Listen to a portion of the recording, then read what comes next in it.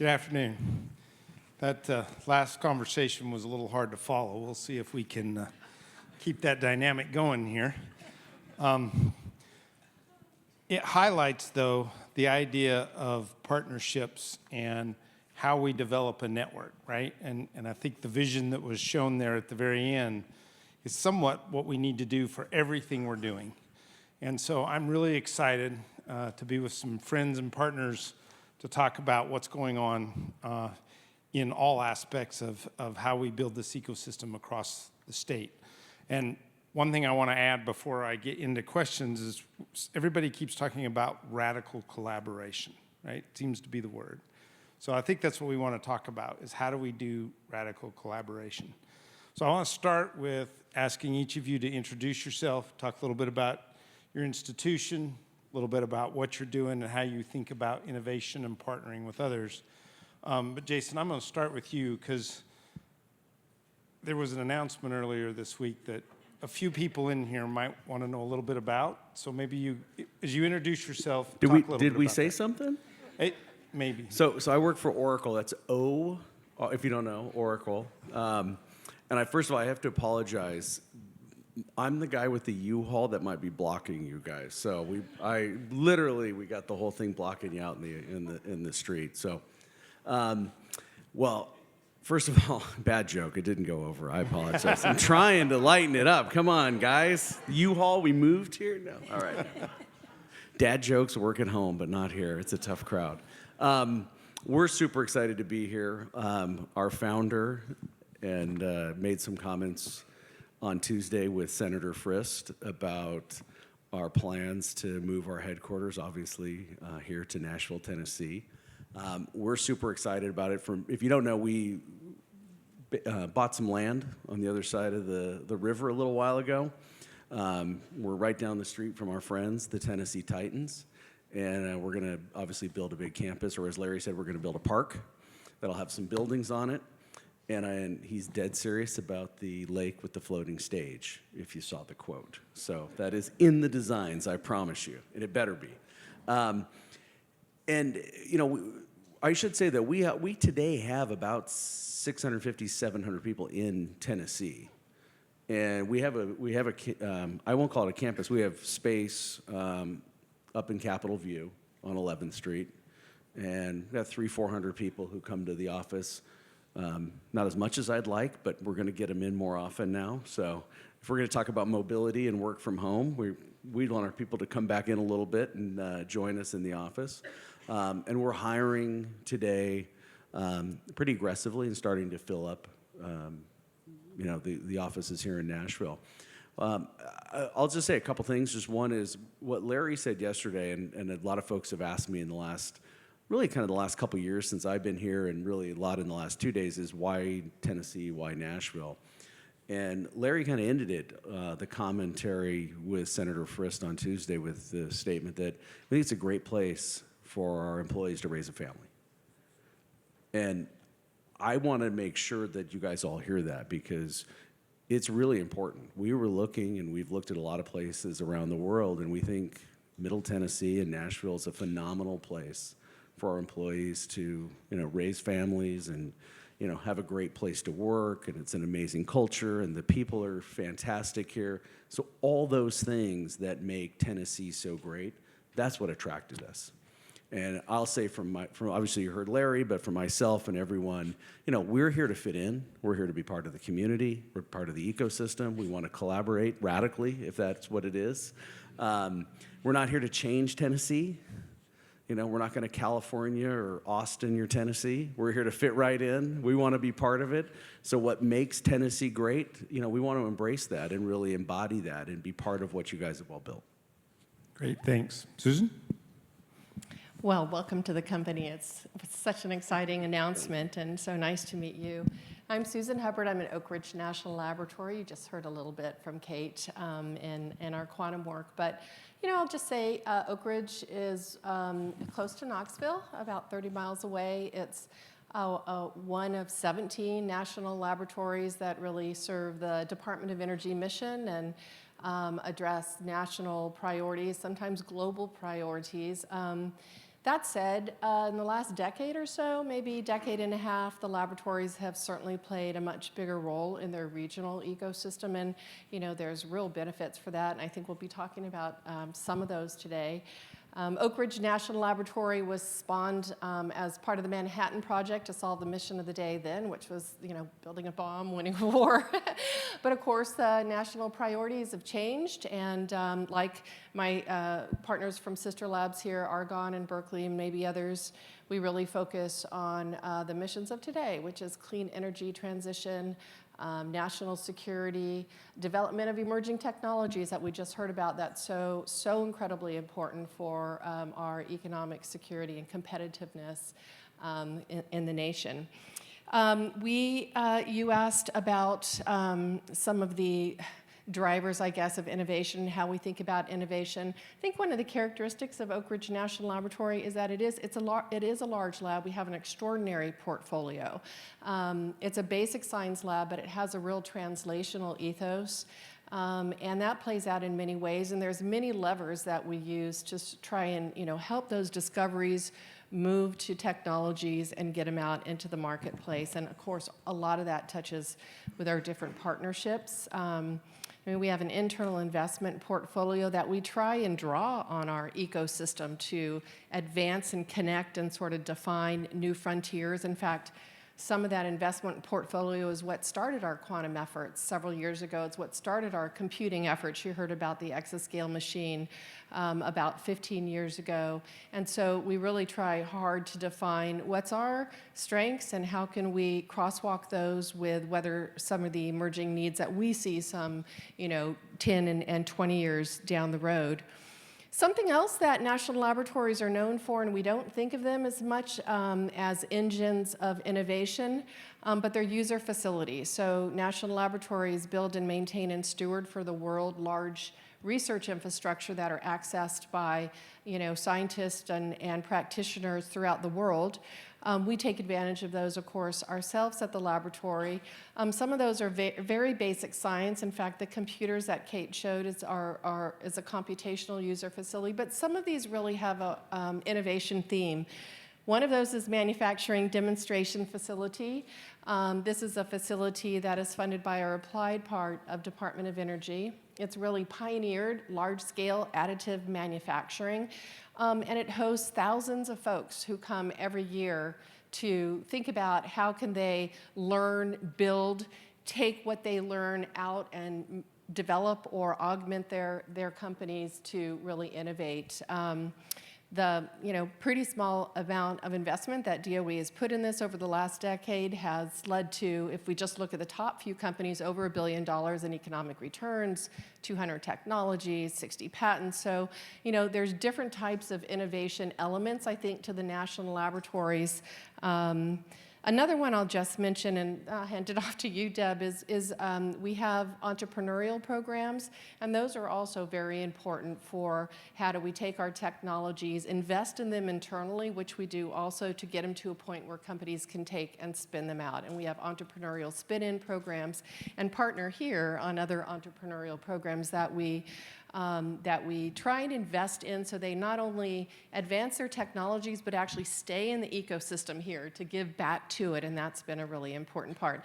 I'll say I've been in Tennessee 2 years now, just a little over 2 years, and one of the things I just find so refreshing and fantastic and super exciting is what's been said this morning, that real pulse and the momentum and the spark that's happening right now. I mean, innovation is all about, like we've heard, partnering and connected with like-minded individuals, and I have to say several of us have worked together on many things, and just figuring out, can we find that bigger vision that we're all interested in going to, and then sort of bringing our select strengths to bear. And it might not be a straight crosswalk A to Z, it might be multiple different paths to get there, but it's an exciting time here. Yeah. Good afternoon, everyone. I'm Deb Crawford from the University of Tennessee, Knoxville. It's wonderful to be here this afternoon. We are Tennessee's land-grant Research One university, and innovation lies at the very heart of what we do. We're here to serve the communities of Tennessee. We're here to educate Tennesseans. We're here to do world-class research that we translate out into the marketplace. We organize our innovation activities around 5 innovation gateways that we've defined for this period in our strategic vision. 2 of those gateways are very foundational gateways. One is around artificial intelligence, really important, obviously, to innovation across multiple sectors. Another is in materials and manufacturing, also really important to innovation across multiple sectors. The next 3 are more sector-specific, one in advanced energy, one in health, human health, and then one in the future, on the future of mobility. So very germane to the conversations happening here today. Our innovation gateways focus not just on the R&D that we do at our institution, but also around academic innovation. What kind of knowledge and skills do our students need to obtain in order to move out into careers and opportunities, as was discussed earlier today, when they graduate from our institution? We've formed several new education initiatives in the past few years to do exactly that. They align perfectly with our innovation gateways. We have a new College of Emerging and Collaborative Studies.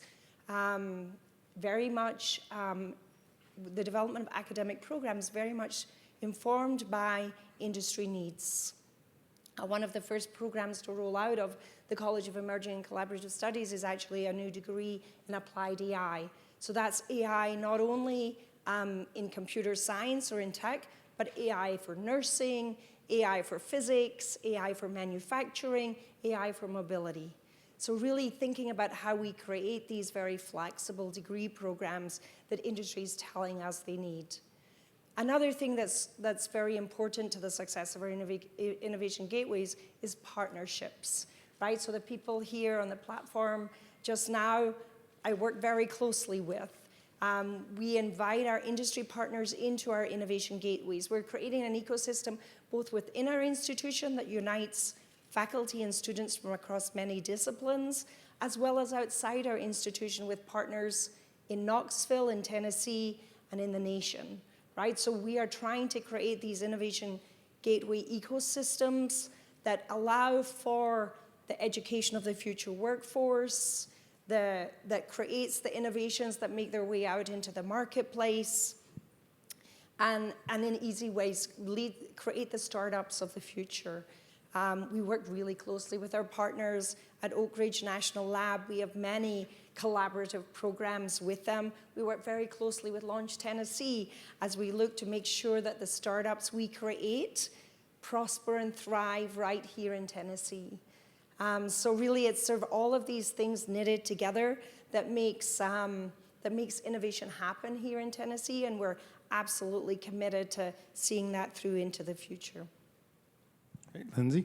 Yeah, good afternoon, everyone. Thank you for having me. I'm Lindsay Cox. I'm the CEO of Launch Tennessee.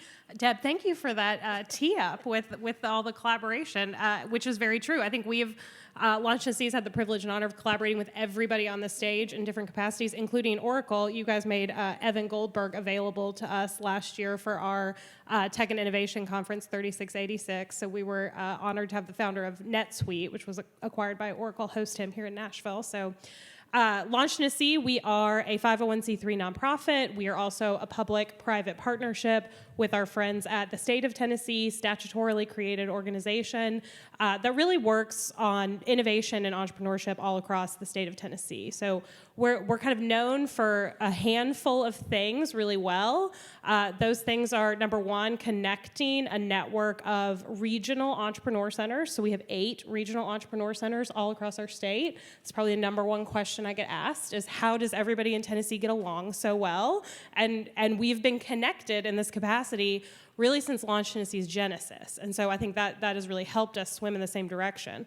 Much like we have our regional entrepreneur centers, we also have industry-specific partners that we work with specifically around startups in industries that are valuable to the state of Tennessee. So mobility, advanced energy, a couple of things you've heard today. Next up, our commercialization verticals. So we administer our state's SBIR, STTR matching fund program. We've had that program since 2017. It has done amazing things in our state in terms of company retention and then getting more innovators here, more innovators spinning up technology. And so really happy we just found out that that is going to be funded for this coming year. So a special shout out for SBIR today. We also work on the grant writing side, so actually helping founders get those SBIRs. Then we can come in with a match really to support the business side. So small business innovation research, for those who are familiar, you're really funding that research side. We Launch Tennessee are coming in with that match to fund the business development side. And then last but not least, we're also a direct investor. So we're now on our third investment fund, part of U.S. Treasury's SSBCI. You get all the acronyms with me today. The State Small Business Credit Initiative, Launch Tennessee, runs a $70 million equity program. So we do make direct investments into companies, $25,000 to $3 million check range. Really happy to say we have closed 12 investments so far, which is really exciting. We have a new one coming out, I won't say who, but is in partnership with one of our partners around the state who is also supporting young startups coming out of universities. So really thrilled to be seeing the deployment of that capital in terms of equity investment. All right, so great introduction. So one thing I know over the last few years is that they've all made this sound easy, that we just innovate and we partner. It's not easy, right? But it's really important. And so I want to start this next question, Deb, with you and Susan, because you two are I still think of you as new in position, right? That they might not think that anymore. But they're both leading in the state in terms of how we partner. And it'd be great to hear some of the things you're doing and some of the things you see that are really working to make those partnerships that really drive innovation. Yeah, sure. Well, I'll say, Joe, it's too bad you didn't introduce TVA, because TVA itself is another sector, another partner, really important part to the ecosystem, right? And I think one thing that is great about our partnerships, they're all different organizations with different expertise, different drivers, different missions. And yet when we can come together around a common vision and bring our strengths to bear, right, and get something out of it as well, that's when it's really beautiful.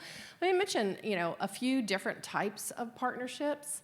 Actually starting from TVA 80 years ago, the laboratory is here because TVA offered water and power, right? And then Oak Ridge showed you can get electricity the first time, showing that from a reactor, and on and on. Now you have a decarbonization strategy. Fission has grown up around the laboratory. It's the highest concentration, over 150 companies that work on nuclear energy than any place in the world. And now we're turning to fusion, right?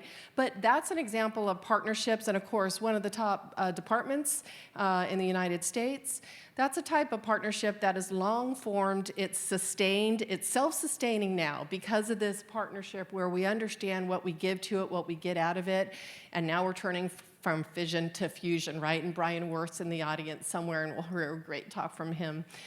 So I would say that's a long-standing partnership that's already developed, and what I see has been going on with some of the conversations with folks here on the stage, and many of you in the audience, are new types of partnerships, but trying to get at the same thing.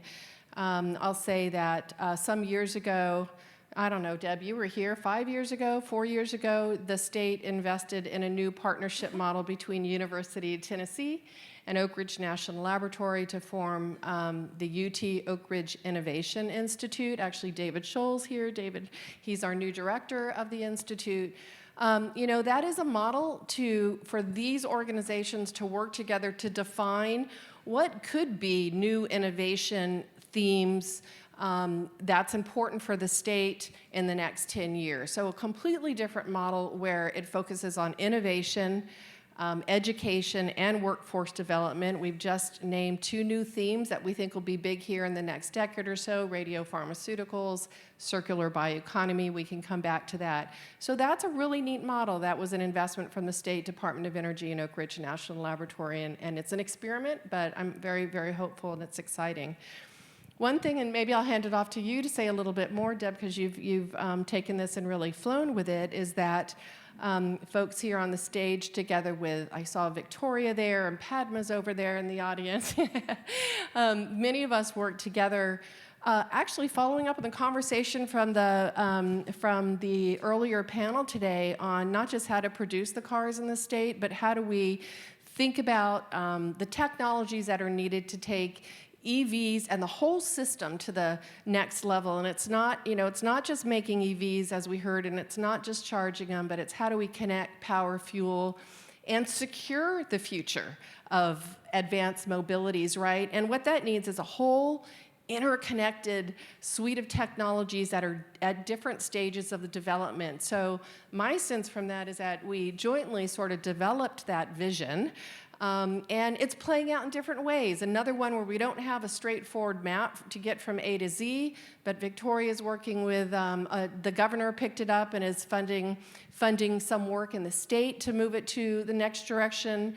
We're working with federal sponsors, Department of Energy, to get input on that. And Deb, I'll hand it off to you. You can say something you've worked with federal NSF as well as a, sort of a, with that as a launch pad, I would say. Yeah. Thanks so much, Susan. Yes, so in the spirit of radical collaboration, Joe, we are doing what happens in any strong innovation ecosystem.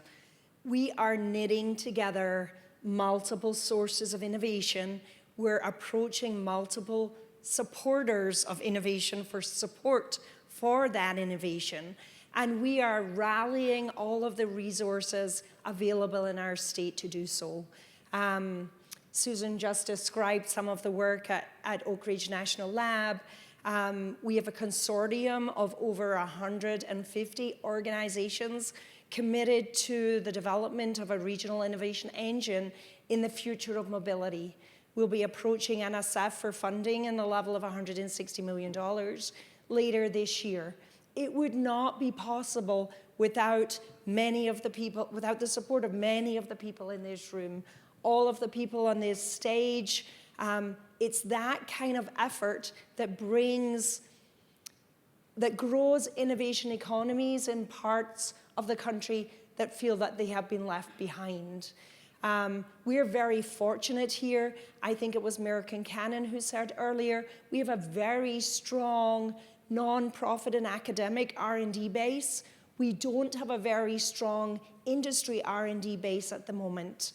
That's something we have to work on together. Super exciting to hear that Volkswagen is bringing their R&D capabilities here to Tennessee. We need to see more companies doing the same. Similarly, we need to do a better job of growing our high-tech startup community.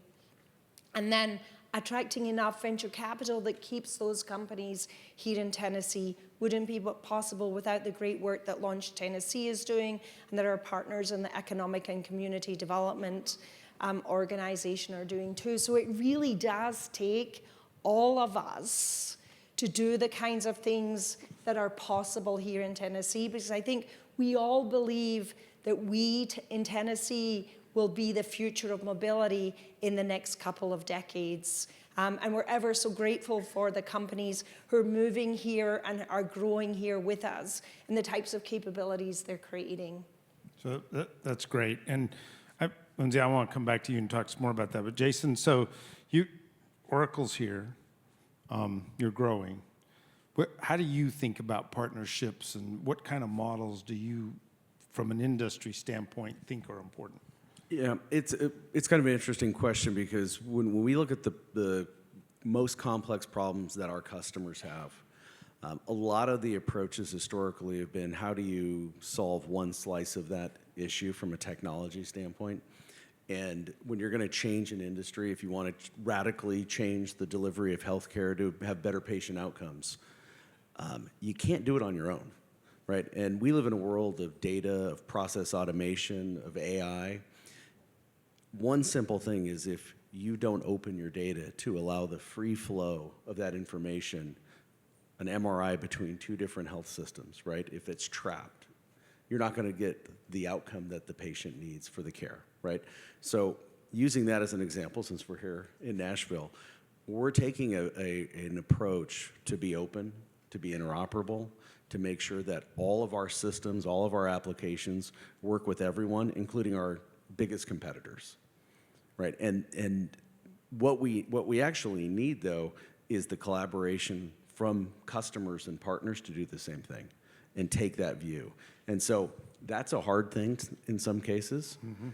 So we've got to put pressure, and we've got to make sure that, any system that's deployed that may trap that data or put it in a silo, that we've got a way to open it up.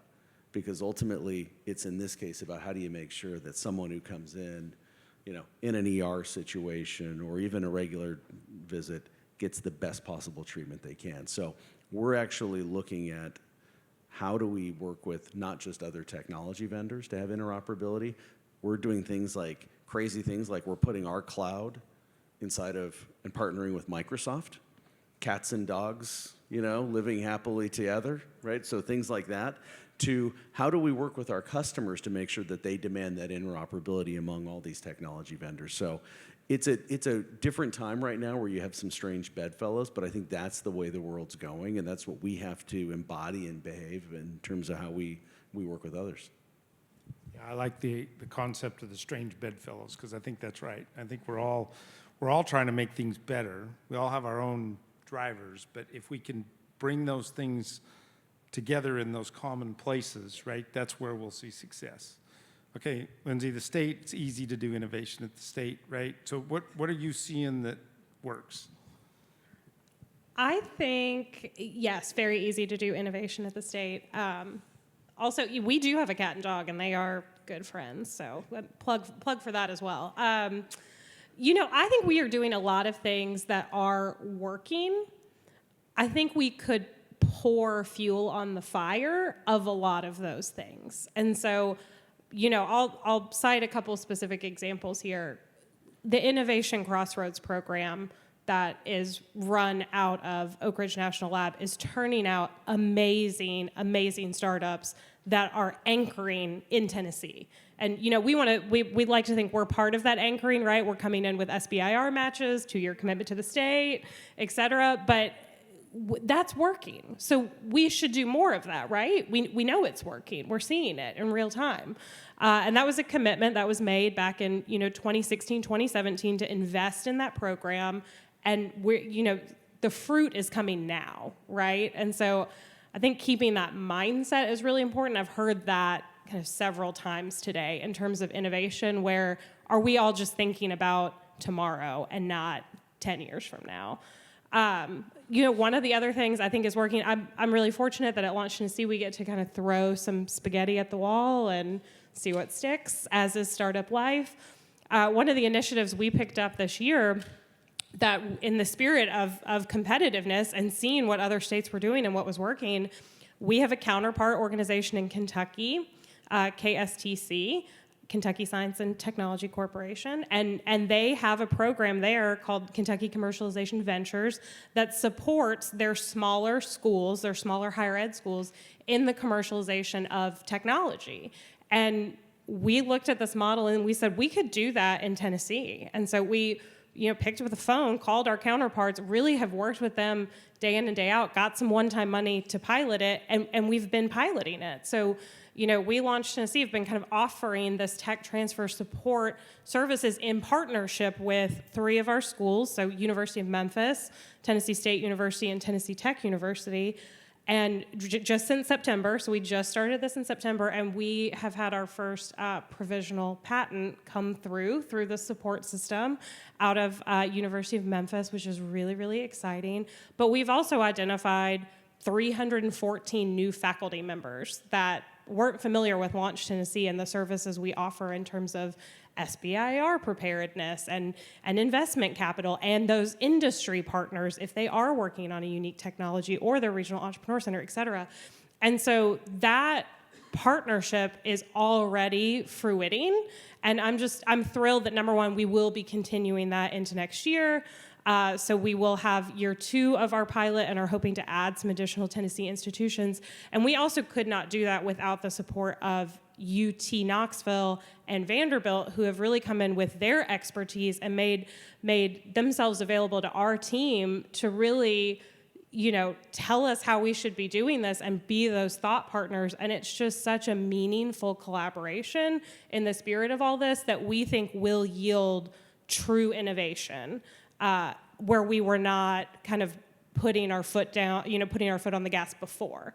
And so all these really great things are happening, and we could just pour more fuel on the fire. And so I think that's my kind of challenge to the group is, why aren't we? And shouldn't we? I would think so. So two things. One is that the fact that companies are innovating, they're building products, and they're staying here. Your example from Innovation Crossroads. From my perspective, that's wonderful, right? Because we're keeping companies here, they're growing, and a few of those companies are fixing my problems. So it's like, that is super cool. To your point about, though, pouring fuel on the fire, that sounds easy, right? I think there's probably a few challenges to all of this. What are some of the challenges you all are seeing to getting to the next level? I mean, one of the big challenges is that risk component, right? What are we going to bet on, truly? What are we going to take that 30-year vision on and say this is where we're going to put our financial assets to work? Our financial assets, our brain power assets, et cetera. Tennessee is also a very industry diverse state. So there's actually a lot of opportunity, which is really interesting. I personally don't think we have to pick just one. I think we can just kind of lean in to innovation as a whole. But that is a real barrier and a real challenge. And Launch Tennessee had a study done back in the fall about how we're doing on kind of various TBED, tech-based economic development statistics relative to our peer states. So not California, not New York, not Boston, not even Florida, 11 peers, upper Midwest and Southeast, and we are lagging, and they are out investing us sizably. And those things are correlated. And so I think we really need to take a look at that. We're seeing North Carolina making a $500 million bet on their university commercialization over the next 10 years. I think we will need to really seriously consider what kind of bet we want to make on innovation. Susan? Can I follow up? I completely agree. I mean, everything's resource limited, and if we can figure out what to bet in, what the portfolio approach is, I just think we have such a better chance of getting that critical mass and starting to grow that up. I feel that the seeds of this are starting to be planted around different themes that we've already mentioned today. I mentioned that from the work that we did on the Connect, Compute, Power, Fuel the Future of Advanced Mobility, it's moved up to an initiative that the governor's picked up. The governor also picked up a nuclear bill and a council to figure out how to further invest in that. That's a really good start, And I mean, my sense is that once folks in the community have identified, here's a cool theme, maybe quantum and different things in different places, it not only helps for us to think about how we can invest internally in the state if that's possible to do, but also it helps us lean in when we see opportunities, right? And be able to tell each other, we can pull this in and pull that in. So I think I really like the idea of a portfolio approach for the state. I think it's a good thing that we should start to lean into and explore. I like the idea of innovation districts, maybe built around those. And, I think that's still a new topic for the state in a way, right? There are some, but we're still in a pretty early stage in that development. So these are challenges, but they're also opportunities. I think, Joe, one of the challenges that we have here is preparing the workforce for the innovation economy of the future. If you look at, we've heard recently from the state that we need to produce an additional 10,000 engineers a year in order to meet industry's needs. We need to do something about that, right? We need to see more young Tennesseans thinking about careers in engineering and science fields. We need to be attracting engineers and scientists from outside the state to come to our state, to go to school here, to work here. I think that we also have to think about the types of academic programs that are offered in our community colleges and technical colleges. We heard from our Captains of Industry panel this afternoon about how closely Nissan particularly has worked with the TCATs, how closely Ford is working with the TCATs as they build Blue Oval City. We need to do more to be better connected across our higher education institutions and more intentional about how we're preparing students in those programs for careers in the innovation economy. Jason, how are you all seeing that? You know, it's you guys, you're so spot on. Okay, and we're taking an approach right now, and we're just getting going. But as you may have read, we're going to have 8, 9, 10,000 jobs here. You know, in kind of the broader Tennessee area in the new campus. And one of the things that we are going to do, and we're starting the conversation, we're going to talk after this with University of Tennessee Knoxville and Vanderbilt, and frankly, all around the area, we're starting to reach out and build these relationships. And when I think about how we're going to fill that campus, we're going to hire locally, right? And what we're going to do is we're going to embed early into the universities. And one thing that we've done, and this is not obviously in engineering, but one example is we have an onboarding and training program for salespeople. And so we're taking that, and I call it, we're open sourcing the IP and sharing it with the business schools all over Tennessee and in the area. And so we're saying, hey, this is what we do when we hire somebody and bring them on board. Take it. You can have it. We'll actually send our people to your school and teach classes, because what we want to do is we want you to take the class, get prepared, right? Do an internship with us, and then when you graduate, we've been with you. You've been trained our way. You know what we're looking for. You might have been on our campus, and when you show up on day one, you're ready to rock and roll. And that's the type of stuff we're going to do, whether it's in the sales degrees or technical consulting or engineering or finance or wherever. We want to embed. We want to embed early. But it even goes further. Like one of the conversations that I hope I don't get in trouble.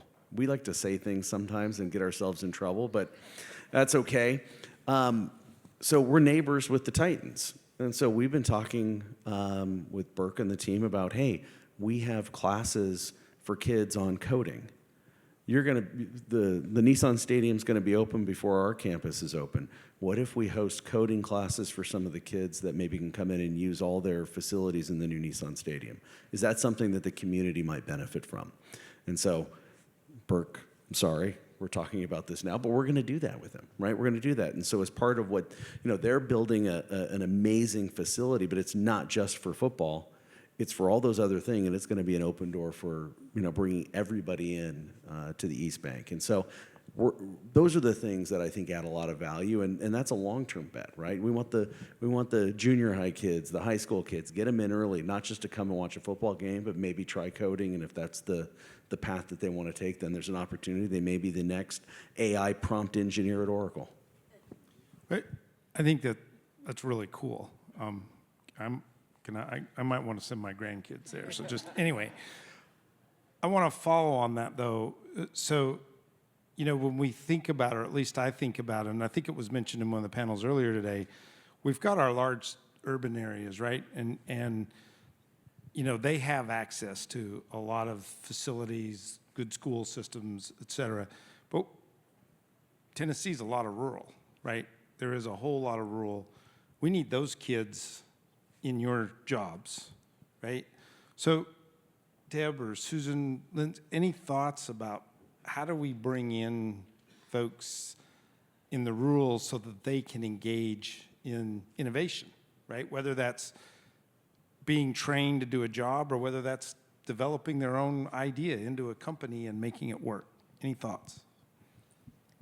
I'll just say I think it's starting early. And we're really proud at Launch Tennessee. We do have a mission to cover the state. There's 95 counties in Tennessee. This year we will have served, so had a program in 84 of 95 counties, which I think is a great statistic showing that folks in these communities the notion of innovation, of entrepreneurship, of what they can do. It is being embedded and translated, and I think will yield and fruit results. But, there are tactical programs that are working with, introducing coding in schools and taking kids out of, their communities, showing them the Oracle campus or the Nissan campus, just that innovation exposure without saying you have to move away, right? Because this is where it's all digital now. You can do that career from your hometown. And so I think it's really just about educating that option is now available. And I think one of the assets that we tap to reach youth in rural areas is our Ag Extension program, presence in every county in Tennessee. We reach a lot of kids through Ag Extension and engage them in STEM programs that give them a sense of what careers in STEM might look like in the future. Well, I'll build on a few things. We do some of the programs that you're mentioning you're going to do here where particularly for hot skills that we need at the laboratory, radiochemistry or computing technician, not something that needs sometimes a master's or a PhD. We are doing that with some of the schools out in the region. And so where we're going in and teaching classes, we're bringing them on site to get hands-on training. I think that's one thing, Joe, that's reaching out, in some of the more rural areas. The other thing I would say is the student programs. I mean, a lot of people don't know what national laboratories are, I think, and particularly if you're not, going through a university and being exposed in different ways. Our student programs have been growing. This year we expect 800 summer interns, for example, and it's a wonderful chance for folks to get to understand what it's like to work in a national laboratory, what it's like to work, on behalf of big team science, national mission. So we are really being intentional about how we spread the word about the opportunities and students in a real different ways these days. So I don't have stats to show how it turns out in terms of these folks' livelihood, but I know we're being real purposeful about how we reach out. Great. Okay, so we got just a little bit of time left. So kind of lightning round here. If somebody's starting on a journey of innovation and figuring out how to partner, what's the one piece of advice you'd give them? Lindsay? There are resources that will help you. We Launch Tennessee are a great place to start. If you're here in Nashville, our partner, the Nashville Entrepreneur Center, another great place to start. But truly, I think that spirit of just saying, hey, I have this idea and I need help with X. It's always been my experience in Tennessee, there is somebody willing to come to the table and help, to offer that mentorship, to offer guidance, to offer, depending on the idea, and if it's venture backable, to offer venture capital, et cetera. So I think it's partially you have to look around and ask, and you will find somebody who wants to talk to you about this. Yeah, I completely agree with you, Lindsay. I think on one of the earlier panels, people were asked about distinctive characteristics here, and it was people and culture. And I think that's really, really true. I'm obviously a transplant to Tennessee, and the connectivity here, Tennessee is not too big that you can't find somebody who's connected to somebody else really quickly. And I think that's the wonderful thing about the culture here is that people are willing to help. It is easy to partner. And then my only piece of advice would be remember that your partner also has interests of their own. And sort of as you seek that partnership, make sure that you're scratching their itches as well as your own. Great advice. Yeah, I'll double down on that. I mean, I think, and I'll just add to that, take a little bit of a longer view, right? Sometimes it takes a while for those partnerships to come around and add value and show an impact, right? But if we all lean in and trust each other and recognize that there's mutual benefit to be had from building on our select strengths, it's a good thing. Jason? I think on the piece of advice front, I think it's very starting a company, I've been an entrepreneur before. I've been through that. It's hard. But I think the question is, always have to ask, why do we do it that way? Right? Why is it? Get to that underlying issue or that principle. I think too often that is a hard thing to tackle. You probably see it, Lindsay. You folks definitely see it in terms of scientific breakthroughs and solving those tough problems. But I think you always have to start with that and question it and don't give up on it, because that's where you get the big leap. That's not incremental, modest improvement. That's like massive leap. So all entrepreneurs have to keep that in. I would say one thing, a selfish thing I'm going to say is we're open for business, right? And what I mean by that is we don't know what you all need from a partnership standpoint. We're having conversations, and what we're hearing is, we have a sort of a rough idea, but there are things that you're all probably doing. We're saying, hey, can you help us out on that? Come to us. There's no idea that's too crazy. We're open-minded. We're looking for all sorts of different things that we can do because we want to be part of the community and pitch in. Great. Thank you. I appreciate the conversation.